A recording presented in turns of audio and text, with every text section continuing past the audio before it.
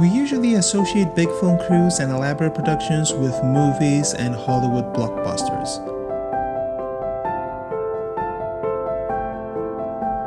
It's difficult to imagine this amount of planning, storyboarding, and casting for anything else other than cinema. But what if I told you that all this work is done just for a single image?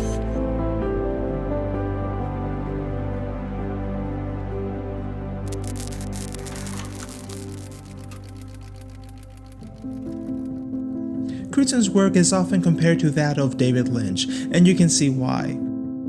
Most of his images have this underlying unsettling or fantastical tone. Things feel off, slightly askew, like something is about to go terribly wrong, and if it hasn't already, it's going to in the image right after this one. Like David Lynch's movies, Crewdson's images live in this world between reality and dreams. We're not exactly sure what's going on, and that is intentional. He likes to keep the audience in a perplexed state, always guessing. We're dropped into this weird world and we need to figure things out for ourselves. We need to fill in the blanks. What is this person trying to escape from? Why did he pull over to the side of the road? Where did the driver go, and where were they going right before he left? We are encouraged to give our own interpretation on what happened and what the image means. There is no one correct answer.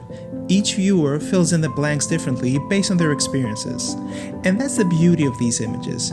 In order to explain them, we need to put a little bit of ourselves inside them. Crewdson's images are mostly set in suburbia, an environment that at first glance feels safe, but upon further inspection is anything but. It's a bleak, mundane world full of secrets and melancholy. In these images, we get a peek of what goes on behind closed doors, but sometimes this bleakness and decay cannot be contained, and it bursts outside the confines of the white picket fences. One can spend a lot of time looking at all the details contained in these images. What caused this? What is the moment after? Gregory Crewdson is drawn to these suburban, slowly decaying environments. When asked if he would ever consider shooting in urban environments like New York City or China, his response didn't leave a lot of wiggle room. He just enjoys shooting in those areas around Massachusetts. Maybe one of the reasons he enjoys these areas so much is because of the enormous support he has from the community.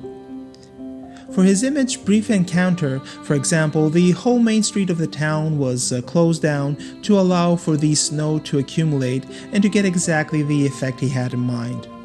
He even had control of the streetlights, which were turned off during the shoot.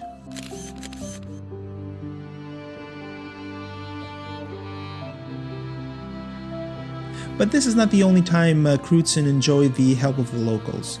Most of his exterior shots require a degree of cooperation from the community, whether that is the fire department, a neighborhood, or something else. In the beginning though, when he was starting out, he relied solely on the help of the locals. He was staging these elaborate environment interventions without any permits. When working, for example, in his black and white series Hover, a landscaper living in that neighborhood helped him place dirt piles in the middle of the road, and his wife played the main character in the image. On another image from the same series, he managed to create the grander scale of his later work by just being crafty. But I saw his building the sod, closing the street. I saw that as a kind of optimistic act because he was trying to make connections with his neighbors. So I want to contradict that in a way. So I called down to my assistant and told her to call the police and tell the police, call 911, tell them the police, tell them there's someone sodding the street closed. And that's what happened. The community is also a big help when it comes to casting. The characters we see in his images are a product of extensive casting around that area.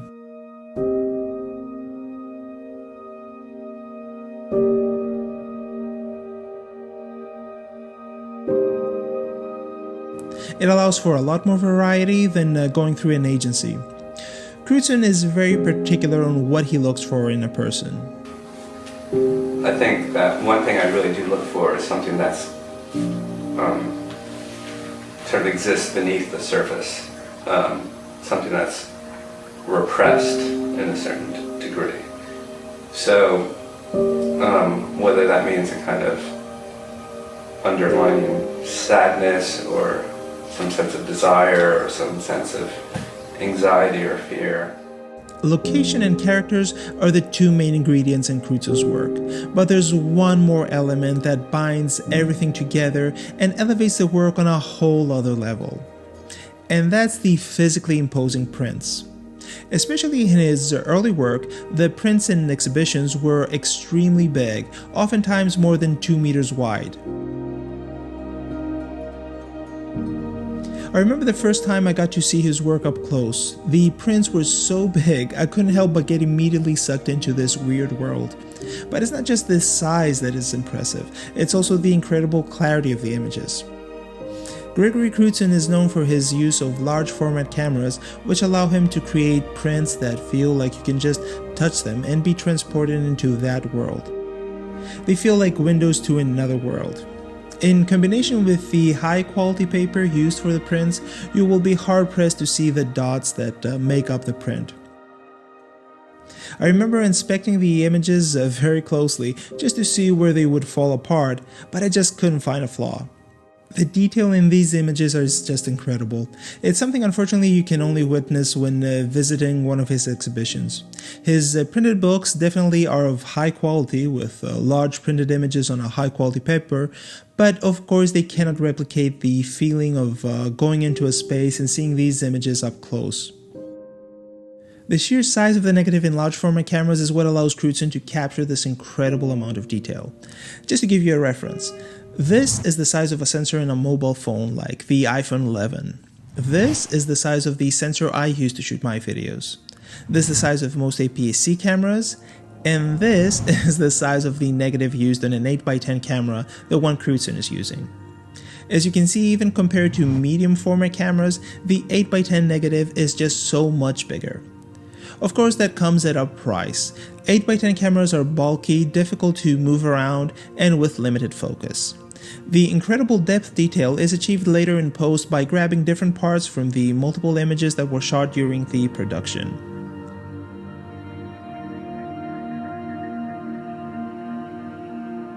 Once he finished the shooting Beneath the Roses, he was done with 8x10 cameras. He now shoots digitally and has downgraded in a way to a medium format camera. He switched to Phase 1 cameras, which allow for more flexibility. The cameras aren't as bulky as 8x10, but make no mistake, it's still a hefty setup. A Phase 1 camera complete with a lens can still weigh more than 2 kilos. It's just not as bulky as an 8x10 camera. His work is somewhat divisive in the art world. It's mostly well accepted, but of course there are critics who feel that his images are a lesser art product. Probably because his work is more accessible to the common viewer and the meaning is not hiding underneath layers and layers of abstraction. Of course, everyone is entitled to their opinion, but I find it kind of ironic when these doubtful comments come from art critics. The people who in most cases don't have any creative output. Their creative output is the critique itself. Criticizing something is easy, doing it is another matter entirely.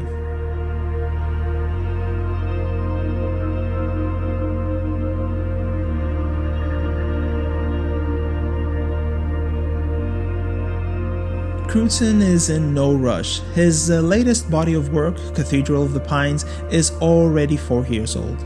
It was shot once more around Massachusetts, his go-to place for most of his work. He describes the 31 images that make up the collection like this.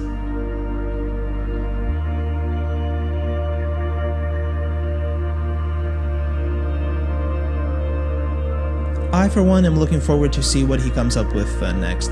There are always rumors about Crewdson working on a movie, but I think part of the charm of his work is the fact that it's just a single image. If there's an exhibition close by, I would encourage you to go see his work up close. But even if that's not possible, the books covering his body of work are a great alternative. And with that, we've reached the end of this video.